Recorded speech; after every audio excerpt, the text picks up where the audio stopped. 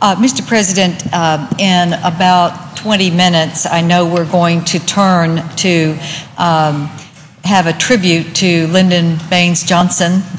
This is LBJ Day in the Capitol, and there are many fora, there are many speeches that will be made, there are many celebrations. There's a huge reunion of the LBJ family and his former staff people and supporters and cabinet officers. And I'm going to speak in that designated hour. But right now, in morning business, I would like to speak about another great United States Senator. I want to speak about my colleague, Senator Ted Kennedy. We all know that we got a shock yesterday that Senator Kennedy has been diagnosed with a cancerous brain tumor. And he has just been released from the hospital, and we are all so grateful that he has been able to go to the comfort of his own home with his family as they are deciding how the treatment will go forward. But I just want to take a moment to talk about something that we've been working on together. You know, if I could think of one word for Senator Ted Kennedy, it would be he is a fighter. He is a fighter for the causes in which he believes. And when he takes on a cause, we all know, get out of the way. In his 46 years as a United States Senator, he has fought on behalf of the American people, waging so many battles to advance the causes of justice, opportunity, and peace. Now he is set to wage the greatest fight of his life. And in that fight, he has the support and prayers of all of his colleagues and of all of the American people. Senator Kennedy's startling diagnosis comes the week after he and I announced our commitment to renew the war on cancer. For the last several months, Senator Kennedy and I have been working on a bill to evaluate our progress on cancer research and treatment, address our shortcomings, and renew our commitment to eradicating this disease. There is no other person I would rather be working with on this initiative now more than ever. Senator Kennedy's diagnosis is such a poignant reminder that the battle has not been won. On May 8th, his committee that he chairs, the Senate Health, Education, Labor, and Pensions Committee, held a hearing to discuss the Kennedy-Hutchison bill. Advocates and survivors of cancer, such as Lance Armstrong and Elizabeth Edwards, spoke about the need for progress and reform in all areas of cancer research and treatment. In the 37 years since the National Declaration of the War on Cancer, the age-adjusted mortality rate for cancer is still very high. And when it's compared to the mortality rates of other chronic diseases, it's extraordinarily high. While there have been substantial achievements since the crusade began, we are far from winning this war. Let's look at the statistics.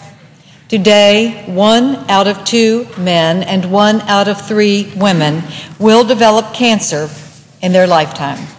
In my home state of Texas, approximately 96,000 people are expected to be diagnosed with cancer, and 35,000 are expected to die of cancer in 2008 alone. The NIH, the National Institute of Health, estimates that the overall cost of cancer to our nation in 2007 was $219 billion. These grim statistics should not belie the wealth of knowledge that we have gained over the years. But it is time for legislation to address the shortcomings in the structure of cancer research and treatment. Senator Kennedy and I are leading the effort to renew our war on cancer. We want to continue our search for cures, more effective treatments, and better preventative measures. The cancer community must embrace a coordinated assault against this disease.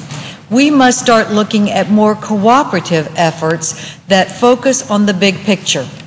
The bill that Senator Kennedy and I will introduce is targeted at the following: removing barriers currently hindering our progress in cancer research and treatment, to improve access to early detection measures and cancer care, reduce disparities in cancer treatment, increase enrollment in clinical trials. This is a very important part that I think is one of the keys that we are missing, and encourage additional opportunities for cancer research and more cooperative cancer research.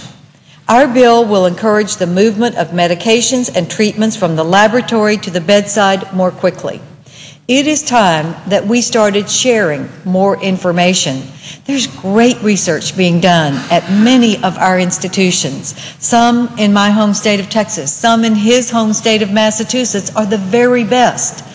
In Maryland at Johns Hopkins, in Minnesota, we have wonderful research institutions. But Mr. President, we're not sharing the information enough. We need to make sure that this is a wholesale war and we're all in the same army, that we're marching in the same direction, and that we are coordinated in doing that. As Senator Kennedy wages his own personal war on this dreaded disease, he will also be leading America's war on cancer with the Kennedy-Hutchison bill that we will introduce in the Senate. So many times, Senator Kennedy has been the voice for the American people. He will truly be the voice for this bill to renew the war on cancer at this very difficult time in his life. I know that he is going to be standing on this floor. He is going to be negotiating this bill. He is going to be relentless in making sure that it goes through with a bipartisan support. We will work with the President. He will work with this President, as he has done in the field of education especially, because I have seen how he has worked with President Bush to further the public education and the commitment to public education in our country. So Senator Kennedy and I are going to renew the war on cancer with a new vigor, and we are going to do it together, and he is going to pass this legislation, and he is going to beat this with all of our help and with the spirit that is already in him.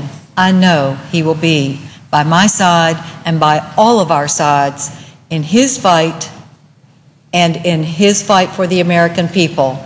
And we are going to support him at this time in every possible way. Thank you, Mr. President, and I yield the floor.